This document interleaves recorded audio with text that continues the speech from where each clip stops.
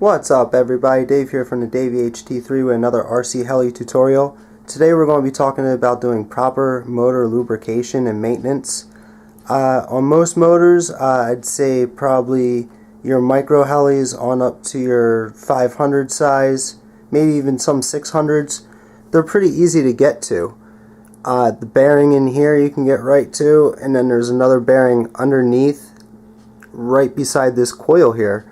And you can get to those bearings pretty easily with the motor installed in the heli, depending on what model heli you're flying. And that's easily accessible using this lubrication set from Innovative Designs. This is actually the Scorpion recommended motor lubrication. I picked this up at Urcha. It was about $4 and it came in a little bag, and it has these nice little needles, if you can get them out. There we go. Comes in two different sizes. This guy's a little bit longer and he'll get deeper into your motor wells there. We're going to use the short one for this application, and you just take off your lid, and then this is like the same type of lid, and you screw it on and you have this little needle applicator. Very handy. It can get into very tight spots. I highly recommend it. Please disregard my last comments on the other oil I was using. This is definitely the best stuff. Sorry, I'm still learning too, and as we grow and learn, we pick up things, and I picked this thing up and haven't put it down since. They recommend every 5 to 10 flights you lube your bearings on your motor.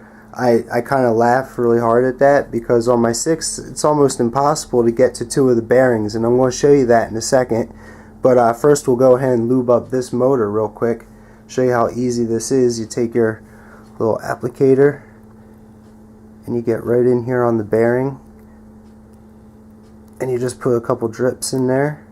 Literally all you need is like a couple drops, and then when you spool up the motor, that stuff gets all into the bearings. And you go ahead on the underside here and go, be careful not to get this on the copper coils, straight in, and I can see them in the race of the bearing there, so I'll go ahead and put a couple drops in.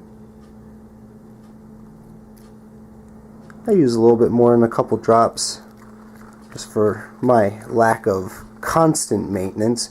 This motor I'm not even using. It's just a demo for you guys. This was in a couple crashes. It still works. It's just a backup motor. I went ahead and put a different motor in the Atom 500 now. This is really what the video is about. I wanted to break this out for you guys.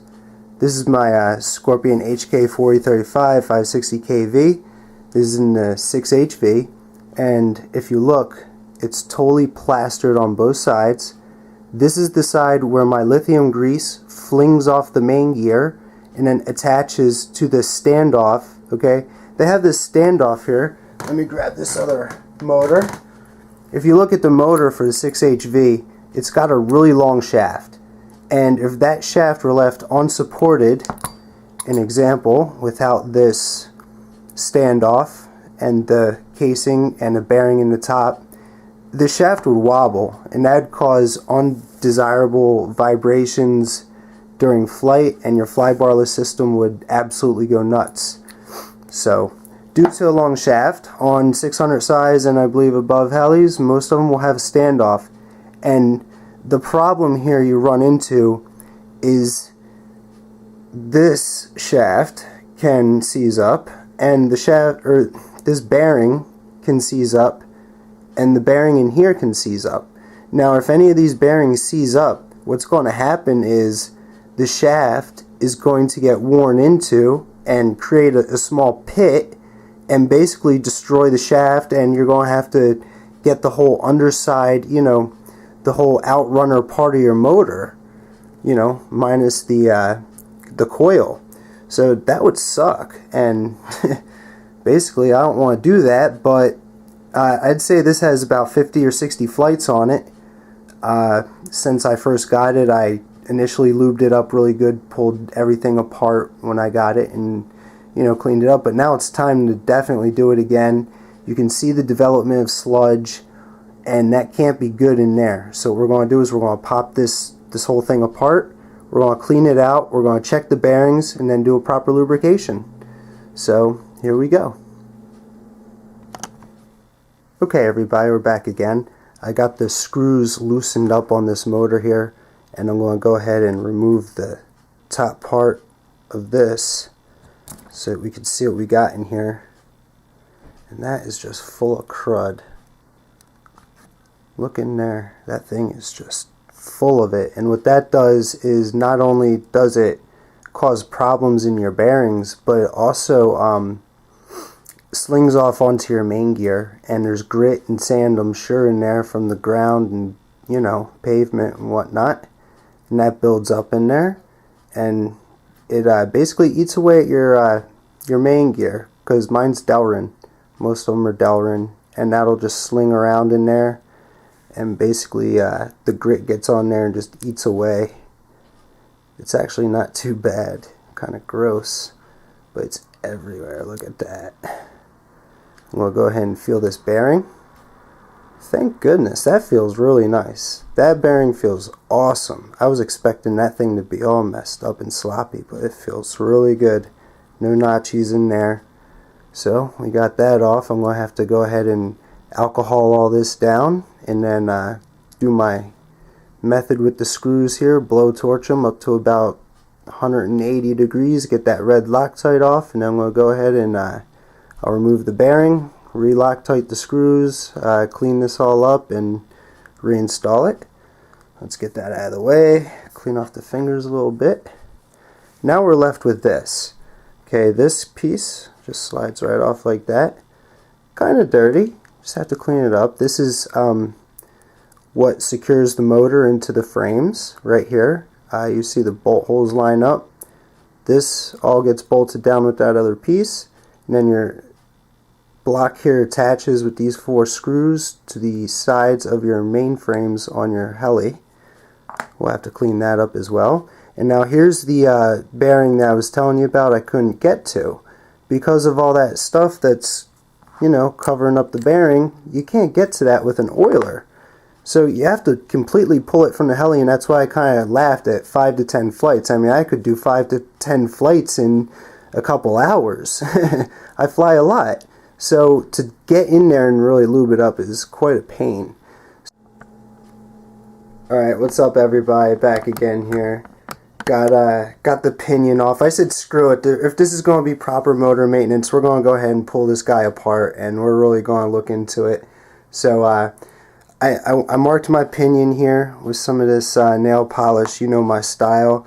Today I went ahead. I need a refresh mint. Here we go. I need a refresh mint. Very wet and wild. I was feeling kind of wet and wild, so went ahead with that.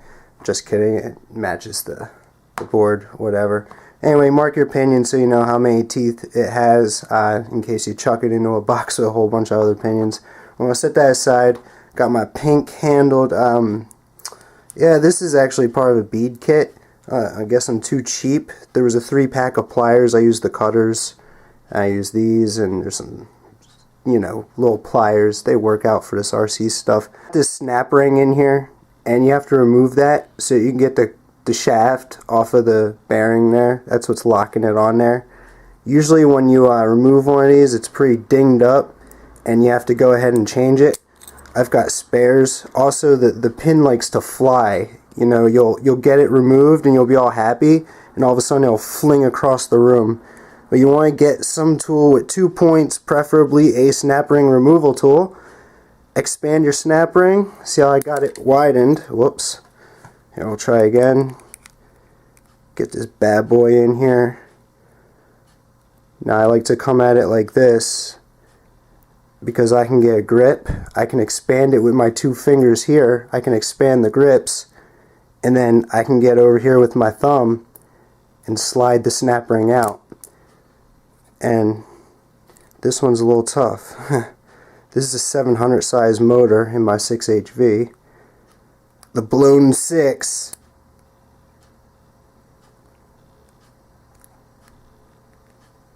There we go.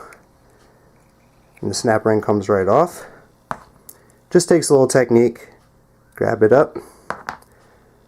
Looking at this, you could probably reuse it. I do have new ones, so I'll just go ahead and change it, but I'll keep this in my spares box. Usually they get damaged and they can break pretty easily once you remove them. So, we got our snap ring off, and under here we have a small shim so that the bearing can ride in the race. I'll go ahead and remove that. There we go. There's our shim. Shim might be worn down. I'll check that out. Okay, finally we're at our bearing. Yeah, that's nice and all, but we're going to go ahead another step, and we're actually going to pull the motor out because I want to look at the windings. So with these big 700 motors, they have a lot of magnetic pull. You have to be very careful when you're sliding it out, and when you're sliding it in. First off, it's a safety issue because if it slides in too fast or if you lose grip, it can smash your fingers in between the outrunner and the top piece with the magnets in it and the copper coils. So we're going to go ahead and carefully remove this. It's very, very hard. Ooh. Another shim in the bottom. Watch out for that you don't lose that. We'll set that down very carefully. We'll check the condition of the shim. Looks pretty well beat up. I have an extra one of those. I'll probably be replacing that shim. Now, what you're looking for in here is displaced magnets, magnets that aren't connected. You want to get in here and clean it out with just a Q-tip and some light alcohol. Very carefully clean off the magnets, and then we want to look at the windings, preferably at the bottom. This is a D winding, I can tell, but we're looking for cuts in the wiring in the copper here. We're looking for little slits, places where it will lose connection, but this motor runs great. Want to make sure there's no grass or foreign debris, dirt. Looks very clean. So we've got our motor apart. We're checking our bearing. All the leads look okay. There's the other nail polish mod. Remember, it's pink, green, then that purple, you can barely see it. That bearing feels great, so we can just lube that one up. This bearing feels great too. Oh, I love it. Not a single notch in it. Go ahead and get our trusty oiler here. And then, once again, just a little dribble right inside that inner race. Right there, next to there. You only need a little bit of this. And then work it in a little bit. Go ahead and hit the other side.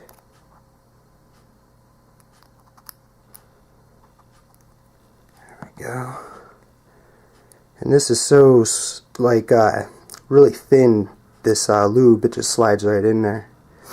And that bearing feel a lot better already. Connections look great. There's not a lot of corrosion on here or anything. Motor stayed pretty dry. I haven't gotten it wet at all. So there's our basic windings. I like to say it down like upside down so that the windings can't get cut. You want to be very careful with that. If any of these windings are cut, your motor will short out. And going through cleaning things up, I went ahead and alcoholed up this shaft with a nice little clean rag, and if you can look close, you can see the scoring I'm starting to get. This is from lack of bearing maintenance. There's a little bit of scoring here, some scoring up here. So this shaft is still more than usable, but you're going to want to keep an eye on things when they get to this point, because their wearing will actually just continue to degrade, and you'll get all kinds of slop in your motor. It's just not a good thing to have. So at the point this goes out, I'm going to have to figure out how to replace this shaft, or possibly have to buy the whole new can, basically. Even though the can is in great condition, the shaft is, it's got its score marks. Also going through things, always, I've never mentioned this before because I've never really covered motors, but if you remove your pinion, go ahead and clean inside of here with some alcohol on your Q-tip, because I'm just pulling all kinds of rust and dirt and oil and just debris out of there. That's definitely not good for your main shaft on your motor, and just generally not good for things. You want them to be as clean as possible. So go ahead and clean out in there really good with your Q-tip. Get your shaft as clean as possible. We got the bearings lubed in our in this part of the motor. I'm going to go ahead and grab the standoff. I want to go ahead and put a little bit of oil because this was all dirty. I had to go through here and clean all this up. So once again, hitting the inner race, a few drops. Squish that stuff around, spin it, and again we're checking, making sure your bearing is not notchy. After you clean it especially, check her out, make sure there's no notch in that bearing. Give some generous application of this fine scorpion oil. I mean, even some machine oil, light machine oil, and you can buy these applicators separately at your hobby shop. Just doing that with the needle is great because it gets right in there, gives you a nice little precise dot of lube, and you're good to go. Alright, so for you guys who are new to my channel or have never seen me do this, I'm going to show you how to remove Loctite from almost any nut or bolt. I use this nice Burns-O-Matic torch. Grab a set of tweezers here. Grab my bolt. This guy's pretty coated with Loctite, so we go ahead and just blast them away there. You have to get this thing up above 240 or 50 degrees for the Loctite to actually burn away, and you'll see a little plume of smoke once that's happened. I know you saw smoke there, but that was the air. That's what we're looking for. That's the smoke where it's burning off the Loctite. So we're just going to keep going. You don't want to get her too hot. Right in the alcohol. Quench it. Go ahead and hit these guys up pretty quick. It doesn't take long to do this. You just hit them up one by one with your torch. You never shut your torch off. You just keep burning them till they're all Loctite free. And the nice little quench in alcohol while it's sitting there helps to loosen up any of the carbon that's still on the bolt. And we take our little rag here, and we want to just clean all that Loctite off. See all that came off, and the fastener is pretty much good as new. Maybe a little warped or distorted, but for my intensive purposes, I don't care. This works for me. It removes most of the Loctite. If you don't have the fastener and don't want to spend the money and these are still usable, go for it. A quick tip here, guys. If you have to change this bearing or subsequently any of the bearings in your motor, I highly recommend using a small drop of this Permatex or whatever penetrating grade thread locker green that you can get your hands on, and you want to apply that. Go ahead and watch my thread locker video. I'll show you, it shows how that's done. But you want to get a little bit in there just so that bearing doesn't spin in the race and then eat away at this aluminum, and then you have slop here, and then you'll also eat away your shaft like we talked about earlier. We're going to go ahead and reassemble the motor now. I got my bottom shim in. I put a brand new shim in there. What we have to do now is very, very carefully not to damage any of these windings, because these are magnets in this D formation here on this, deal here. So we want to grip it really, really, really tight. And you want to grip this side with your fingers out of the way. You don't want your fingers anywhere near here, because this thing's going to snap, and it's going to snap hard. So you want to be very, very careful. Watch your fingers, and it goes so quick. You want to make sure it gets a good seating in there, nice and flush with the washer we put in. And if you look in this motor, yes, you can get to that bearing to lube it, but that's the only one. You can't get to this bearing, which I just removed here. See, it's very tedious. So now I'm going to go ahead and put a drop of that thread locker on this bearing, since it just slid out of that race there. So just get a little bit of this green here. We're going to shake it up really, really, really, really good. I'm going to put a little drop of this right on the bearing. See, that little bit just goes in there so quick. Make sure the bearing's seated nice. Make sure none of that gets into this race, because it will seize your bearing up. We'll clean that up with a little paper towel here. Make sure none of that gets in there. And we're going to have to let that set up a little bit, so I'll be right back. Okay guys, it's been about 20 minutes. I think that this thread locker should be set up. We're going to try again very carefully.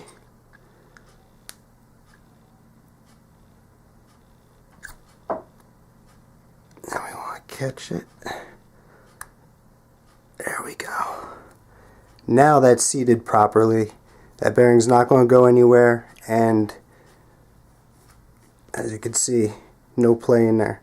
Okay, so we have that back together. Now what we want to do is go ahead and put our other shim on here. This is the new shim. Put that shim on.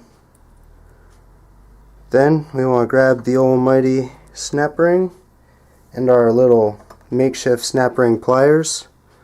Now reinstalling these, you basically get the snap ring up there, and then we're going to expand it. We want to be careful not to get it into our motor. Let's try to put it on the snap ring plier here. Make it wide.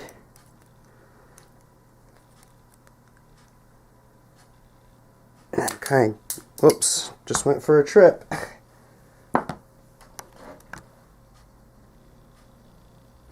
Okay guys, I went ahead, I got that snap ring in there off camera. It was just too much of a pain. I needed my other hand to kind of get in there and finagle with the thing.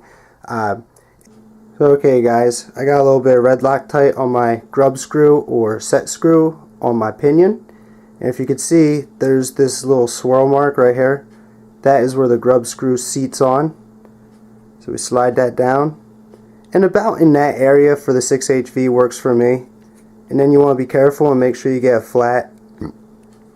You've got a good 16th in either direction with the 6HV to have a proper engagement on the main gear. So that works out nice. Get that tight. Okay, so our pinion is secure now, really nice and tight. We can go ahead and install the motor mounting block. 6HV, this tab goes to the rear along with the leads coming off. Then we take our stand off, and then that faces forward as such. Okay, so now I've got proper engagement. The slot is to the rear. This is going forward. My bolt holes are lined up. So now what we want to do is apply. Alright everybody, I got my bolts in here. I'm softly just touching them down. Not really torquing anything yet because we're going to go ahead and use an X pattern, so that we don't get too much pull on one side of a bolt or strip one bolt out and the others aren't tight enough. So you just go ahead and snug them down, and you want to go ahead and check your fit up also with your standoff. If your Heli's using a standoff here like this, you want to make sure you're nice and flush, everything is flat. See how everything fits really nice and flat? Look how clean that is compared to what it was, my goodness. So then we go in the X pattern, tighten down there a little bit. Not the force of God here. We're just giving a little snugging now. We have them finger tight. Now we're going to snug them. Now we go a little bit tighter. Please excuse the Harley in the background. Live around the main road here. Go ahead and tighten that down. Tighten that down. You just kind of want to go back and forth. Not really hardcore, but in the end, a collective, really tight set of 4 bolts. Alright, so we got it all tightened up there. We used the X pattern, and it's time for the last step. Basically, this motor was taken out of its casing. It was left out for a little while I did the other maintenance, and things can happen that you don't know about. So before I go ahead and reinstall the motor in the Heli, I want to make sure that it's got conductivity. There's no break in any circuits through the wires or anything. I want to go ahead and set up for ohms here. Alright, and basically I'm going to touch different parts here. I'm going to touch positive, negatives. I'm going to make sure that I have 0 conductivity throughout this motor, or 0 ohms. Make sure nothing's touching, and I just go around Make sure none of the connections are bad. You basically touch the main shaft, and this will tell you if the motor's good. If you get any reading on your ohms, when you're set up in ohms, if you get any reading on this meter, most likely you damaged a winding, or a screw is too far in and touching a winding or something. And if you were to spool up, or if you've got any type of resistance, you will fry your ESC. So it's always cool to just go ahead and check for resistance. Of course you'll get resistance there, but so that's what we're doing. We're checking for resistance. Everything seems fine with the motor. So this motor had, nothing came up for resistance. I'm confident that when I install this motor, it's going to work fine. It's not going to fry my ESC, or the motor's not going to burn up. Use the blue Loctite on those. I used the red Loctite on the grub screw. I hope you guys found this really helpful. Kind of in depth, maybe a little longer than some of you would have liked, but I think I definitely covered everything on proper motor maintenance. So thanks you guys for watching. I hope you enjoyed, and we'll talk to you later. Peace.